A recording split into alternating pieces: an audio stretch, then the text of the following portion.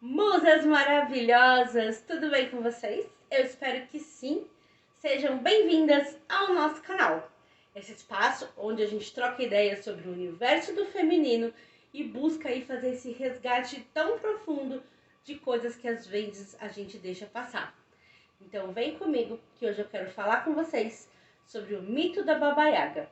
Já ouviu falar? Então eu vou explicar um pouquinho.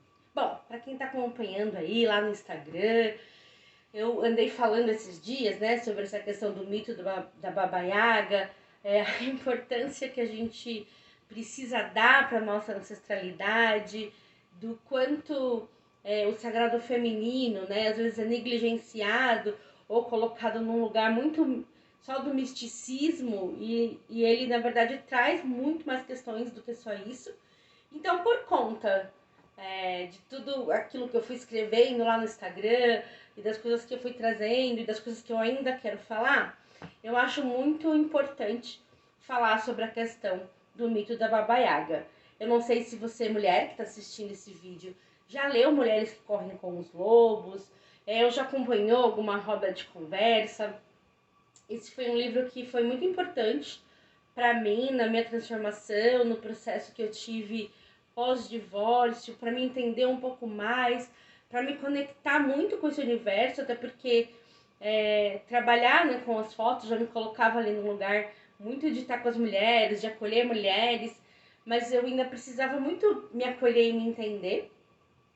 Então foi lendo esse livro que eu fui tendo muitos despertares e fui buscando outros conhecimentos e me inteirando aí desse mundo tão grande que é o universo feminino. Então, o mito da Baba Yaga, ela tá dentro do capítulo 3, que é a história da Vasalisa. A Vasalisa, na verdade, a gente conhece uma história muito parecida com a dela, que é a história da Cinderela, né? Então, o pai da Vasalisa casa com uma outra mulher, depois que a mãe dela morre. A mãe dela deixa para ela uma boneca, e essa boneca ali vai guiando ela para muitas coisas no decorrer, né, da história ali, de coisas que vão acontecendo. Num resumão, a Vasalisa tá ali, né, com a madrasta e com as irmãs, e aí elas resolvem, tipo, dar meio que um fim na Vasalisa e falam pra ela, olha, você vai lá na floresta, você precisa me trazer fogo, e tipo, beijo, tchau, vai lá. E aí Vasalisa vai para a floresta com a sua boneca, e aí a sua boneca vai dizendo pra ela, ó, vira pra lá, vira pra cá, faz isso, faz aquilo outro, guia. Aí ela chega na casa da bruxa, que é, né, a casa da Baba Yaga. É óbvio que eu ainda quero entrar um pouco mais nesse assunto, mas quando a gente, né, traz ali a Baba Yaga nos contos, ela entra como se fosse a grande bruxa da floresta. Os contos infantis geralmente falam muito sobre essa questão da bruxa, né? E o que é a bruxa? Né? Quem são essas bruxas? Se a gente faz um estudo, até já comentei um pouco aqui, né, sobre isso, que eram as mulheres que eram sábias, né? Mas como elas sabiam de muitas coisas, inclusive do manejo de ervas, né, das questões ali da cura com coisas da natureza, enfim, é tudo muito amplo, né, dentro disso, elas eram temidas. E aí, bom, ninguém quer ser a bruxa, né? Todo mundo quer ser fada madrinha, quer ser a princesa, mas poucas pessoas querem ser a bruxa.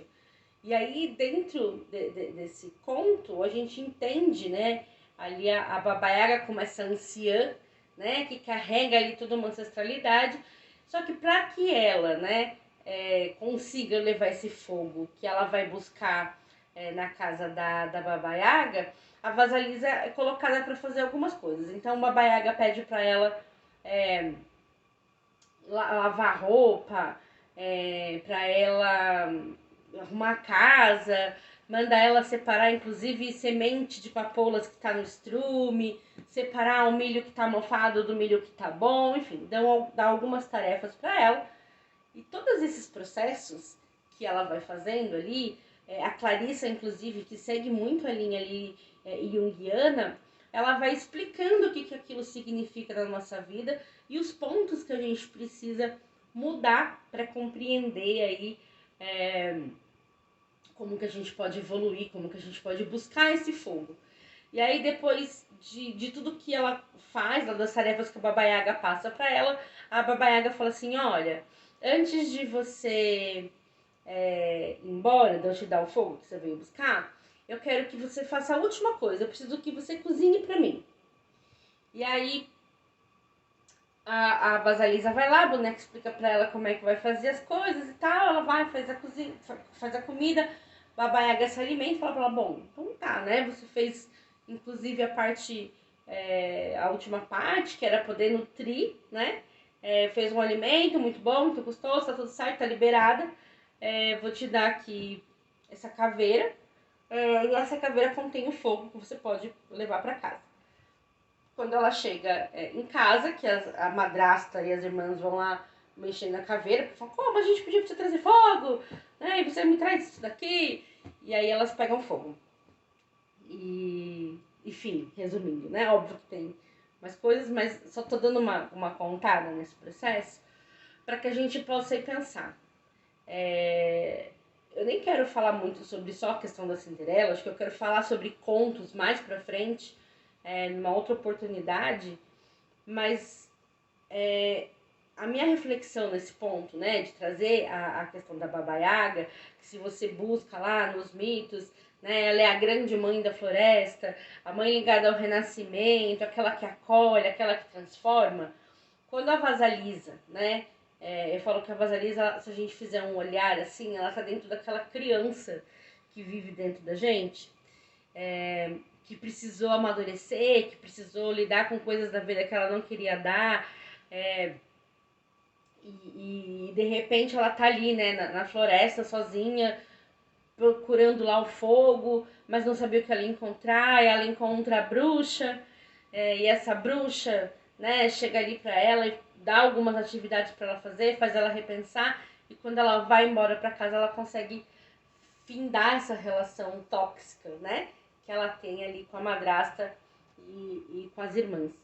Então, se a gente está falando sobre ancestralidade, sobre honrar, né, a nossa ancestralidade, quando a gente fala do mito da Baba Yaga, que é essa grande poderosa, né, essa grande feiticeira, essa mãe, né, da floresta, ela traz exatamente isso, né? Você vê que ela dá atividades ali, eu contando para vocês, né, para Vasalisa fazer, que é para que ela amadureça, que ela perceba a diferença das coisas, né? O quanto aquilo significa.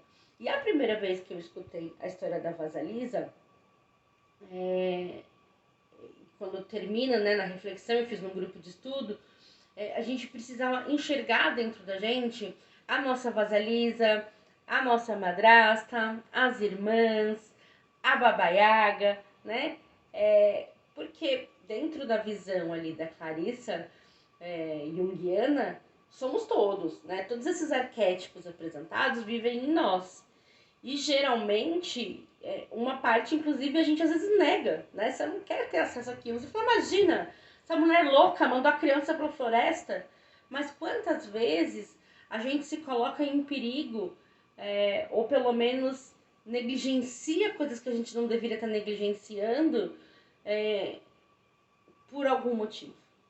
Então, quando a gente é a madrasta, né? Quando a gente se sabota, quando a gente olha para uma situação que a gente está vivendo e fala, não, não, sai daqui, não olha para isso não, vai fazer outra coisa, sai desse foco. Quantas vezes a gente é Vasalisa, que é a que se sente na floresta perdida e com muita coisa para fazer, né? E que aí usa ali da intuição, né? Que pode ser a boneca trazendo essa questão da intuição. Mas quando a gente olha para o papel da Baba Yaga, né? Que, voltando no que eu disse, é a questão da bruxa, como você vai lidar, né, com isso, assim? Como você enxerga os seus poderes? Como você enxerga essa mulher que tem dentro de você, que é sábia, que carrega essa ancestralidade, que carrega esses conhecimentos e que vai parar para você e vai falar assim, estamos na vida adulta e você precisa cumprir essas tarefas. Cumprindo essas tarefas, você vai prestar atenção no que você está fazendo e perceber que tem coisas que não te pertencem, em que você pode abrir mão. Você não precisa aceitar viver nessa condição, né? Porque ela faz essa transformação. Então, dá para desse conto da Vasalisa, assim como do mito, né, da mitologia da Baba Yaga, a gente enxergar várias possibilidades na nossa vida e fazendo as pazes com elas, assim. Da minha experiência como filha, porque não optei em não ser mãe, morava num lugar de muita questão ali com a minha mãe. E coisas que eu não fui resolvendo na infância, até porque talvez nem tivesse ali essa oportunidade de dar esse olhar, né? Então, eu fico pensando, dentro desse universo, quantas vezes eu não respeitei, né, os caminhos que a minha mãe tomava, porque iam diferente do que aquilo que eu acreditava, mas me machucavam. E eu não tinha nem a coragem de falar pra ela, não, eu não vou fazer isso, né? Se você me mandar pra floresta sozinha, eu vou me sentir perdida, eu ainda sou pequena pra isso. Mas não tinha essa voz, né? Porque a gente vai ali, cresce dentro desse patriarcado e vai tomando muitas questões ali pra gente de que não, se falou, você tem que obedecer, né? E a gente não aprende a questionar muito ou querer entender as coisas que estão acontecendo. Até porque pra minha mãe era assim, vai fazer por quê? Porque eu quis, porque eu mandei, né? Acredito, inclusive, que muitas mães falaram isso ou ainda falam. Mas por quê? Porque eu quero, porque eu tô mandando. E isso vai gerando ali questões e que eu, inclusive, né, tive que resolvê-las em terapia, em análise, fazendo hipnoterapia, usando de ferramentas enormes. Acho que todas as ferramentas que eu pude fazer e que eu ainda posso utilizar, estudando, executando ou vivendo elas, eu utilizo. Porque hoje, né, a minha mãe não está mais nesse plano, inclusive esse vídeo tá saindo aí na semana em que tá fazendo um ano da passagem dela desse plano astral, e me coloca nesse lugar sempre de poder honrar a minha ancestralidade. É óbvio que a minha mãe tinha coisas incríveis, mas também é muito óbvio que quando alguém vira pra mim, eu tenho alguma atitude muito abrupta ou faço coisas que lembram atitudes dela que eu não aprovava, e alguém fala assim, você está parecendo a sua mãe, aquilo pra mim é sempre tipo a pior ofensa. Mas não é porque eu não quero parecer a minha mãe, muito pelo contrário. Quando alguém diz coisas boas, fala, nossa, você é simpática como a sua mãe, seu sorriso é lindo como o da sua mãe, como você lembra sua mãe. Quando tá nesse lugar, eu acho ótimo, eu acho incrível, é realmente uma delícia. Mas quando vai pro lugar do tipo, nossa, você parece a sua mãe fazendo isso, é um sinal de alerta, eu não quero parecer aquilo. Mas olha só, né? É óbvio que, como dizem, né? Quem sai os seus não se degenera, mas eu vim para evoluir. Então eu tenho que olhar aquilo que eu já sabia que eu não gostava, ver o que aquilo tem ali em mim, o que aquilo ressoa em mim e fazer diferente. Então, prestar atenção, né? Honrar a ancestralidade não é só perdoar tudo que a pessoa ali fez. A gente tá longe de colocar aqui a auréola, mas a gente está falando sobre a questão de você poder pensar por que aquela pessoa fazia isso. Quais eram as informações que ela recebia, como ela sabia lidar com tudo isso e como eu posso fazer para ser melhor. Então, nesse caminho em que a gente busca se melhorar e fazer diferente, é que a gente vai caminhando para isso, né? Tentando fazer ali diferente. Então, tem uma atividade que já fiz algumas vezes na vida, mas principalmente depois do falecimento da minha mãe, eu comecei a fazer com um pouco mais de frequência, porque é óbvio, cada pessoa vai sentir o luto ali de uma forma, e isso também pode ser um assunto que a gente um dia vem aqui conversar, porque eu tenho a sensação de que para nós mulheres, luto é sempre uma coisa que parece que não dá muito para sentir, né?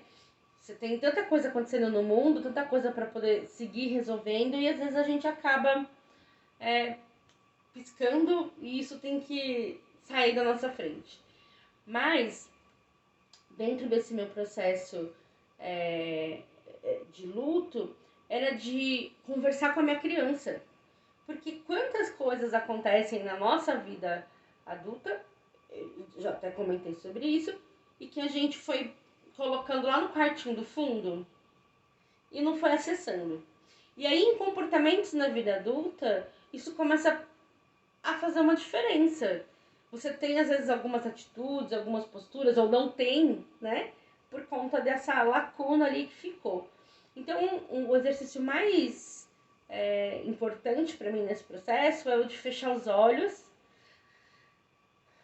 respirar fundo e lá dentro e buscar a minha criança interior, né? Abaixar e olhar nos olhinhos dela, segurar na mão dela e dizer: tá tudo bem, respira, né? Ela fez o que ela melhor podia ter feito. Olha para você agora, olha quantas oportunidades, olha o quanto você pode se acolher, né? Olha o quanto você não estava só nessa situação. E olha o quanto você cresceu. Tá tudo bem.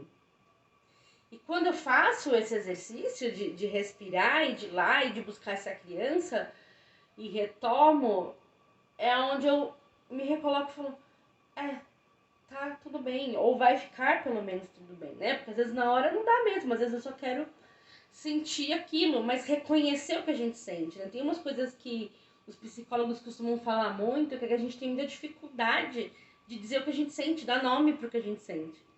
E, nossa, é tão bom você dar o nome daquilo e você poder identificar o que você está passando, como você está se sentindo, e dizer, eu tenho medo, eu tenho angústia, isso é tristeza, isso é ansiedade, enfim, né? Tem várias possibilidades, mas a gente não costuma falar sobre isso. E a gente costuma dizer, inclusive, que sempre tá tudo bem. Mas o tá tudo bem, da boca para fora, vai fazer você colocar mais coisinhas lá naquele quarto do fundo. Quando a gente fala que tá tudo bem, consciente do que tá acontecendo, do que dá para fazer para melhorar, o que é de agora ou o que passou e você ressignifica, ganha uma outra força. E aí dentro disso, o que tem a ver ali com a questão da Baba Yaga? Que é quando você vai ali separar a semente de papoula do estrume, separar o milho mofado do milho que tá bom. Se a gente convive numa situação em que não tá boa, mas que você tem medo de sair dela, porque de alguma forma você tá confortável, é como se você tivesse ali, você tem sementes de papoulas e você tem o estrume. Mas já tá misturado, eu vou ter que mexer ali, se eu mexer vai feder. Não é meio que isso? Pelo menos tirando por mim, muitas vezes eu deixei de fazer coisas porque eu falava, mas aí eu vou ter que mexer naquilo ali, vai doer, ou né, não sei como vai ser. Mas não dá mesmo para saber se você não for lá e fizer. E aquilo pode estar acarretando muito mais coisas que vão te doer lá na frente, que vão ser piores do que agora. Então, honrar a ancestralidade, para mim, né, também tá nesse lugar de cura, de você ir lá e pensar. Então, poxa, a minha avó, a mãe da minha mãe, também passou por muitas coisas que na educação da minha mãe ela toliu ou que ela fez de uma forma que talvez não fizesse. Minha mãe, por sua vez, não quis, ou algumas coisas ela quis mudar, outras coisas ela quis fazer igual, e aquilo vai crescendo. E aí alguém precisa quebrar isso. Mas para quebrar, você tem que ter consciência do que está acontecendo. Então, eu sempre dizia assim, tipo, não é possível, né? Minha mãe não me ama. E num momento de crise, assim, né? E aí eu fui entendendo que não é que ela não me amava, é que aquela era a forma dela de amar. Que daquela forma as coisas foram acontecendo. Eu lembro que em uma conversa ela disse assim, eu não nasci para ser mãe, eu aconteci mãe. Não era um desejo e as coisas foram acontecendo. Então ela teve 3 filhas. A mais velha, que foi da primeira relação da minha mãe, do primeiro casamento da minha mãe. Depois ela ficou um tempo sozinha, conheceu meu pai. Aí veio eu e depois veio a minha irmã caçula. Então, assim, meio que, tipo, ela tava lá, já tinha uma filha, meu pai queria ter outra, né? Ele sempre cuidou da minha irmã com esse olhar de, tipo, é minha filha também, mas ele queria ter uma filha biológica dele. Então, foi lá, conversaram, tá bom, vai, então vamos ter a neném. E veio esta pessoa aqui. Passou um tempo, aconteceu uns imprevistos e aconteceu a minha irmã mais nova. Bom, já tá aí, né? Vamos lá ter essa criança. Então, meio que ela aconteceu mãe 3 vezes. E graças a Deus, a gente teve uma vida muito privilegiada, de não ter passado dificuldade nem nada, por mais que tivesse tido alguns tropeços aí no meio, a gente teve realmente uma vida muito estável, de alguma forma. E todas foram muito bem criadas.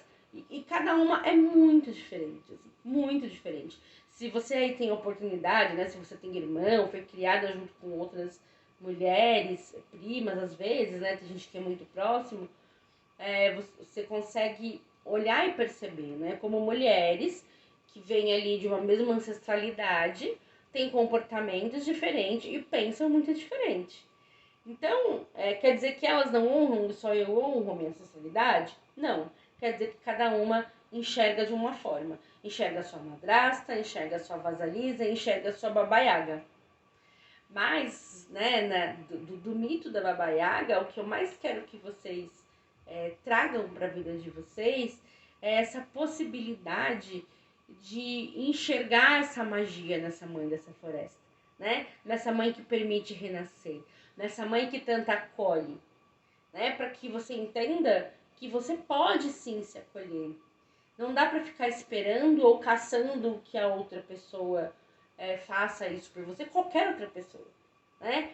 Ou então, às vezes, as pessoas não projetam em pessoas, mas projetam em situações onde elas trabalham e não tem tempo de olhar para mais nada, né? Ela tá negligenciando ali olhar porque ela fala, não quero olhar para aquilo. E às vezes precisa. Então, meu convite neste vídeo é que, primeiro, se você não conhece a história, dá uma passadinha lá e conheça. Né? Eu falei que eu contei por cima, eu fiz o resumo do que eu já estudei, do que eu já ouvi. E com certeza pulo alguns detalhes aqui contando, porque a ideia não era especificamente, né, trazer essa leitura, mas sim a proposta dela. Mas olha para essa babaiaga que está dentro de você, reconhece, né, a força que ela pode te trazer para você fazer essas mudanças que às vezes precisa e você deixa paralisada, né? Perdoe aquilo que precisa ser perdoado e perdoe a si mesma.